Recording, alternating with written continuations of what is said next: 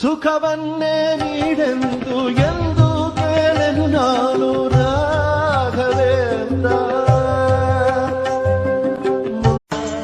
ಗುರುನಾಮವೇ ಗೋಮಂದೆಯ ಕೊರಳ ಘಂಟೆಯಲ್ಲಿ, ಮಂತ್ರಾಕ್ಷತೆ ಮಂಚಾಲಯ ಮಣ್ಣ ಎಲ್ಲರೂ ಕೈಬಿಟ್ಟರೂ ಕಲಿತ ವಿದ್ಯೆ ಮತ್ತು ದುಡಿಮೆ ಎಂದಿಗೂ ಕೈಬಿಡೋದಿಲ್ಲ. ಬಲವಂತದಿಂದ ಬಂದಿದ್ದು ಬಹಳ ದಿನ ಉಳಿಯಲ್ಲ, ಇಷ್ಟಪಟ್ಟು ಬಂದಿದ್ದು ಕೊನೆವರೆಗೂ ಕೈಬಿಡಲ್ಲ. ಒಬ್ಬರ ಕಷ್ಟಕ್ಕೆ ನೀನಾದ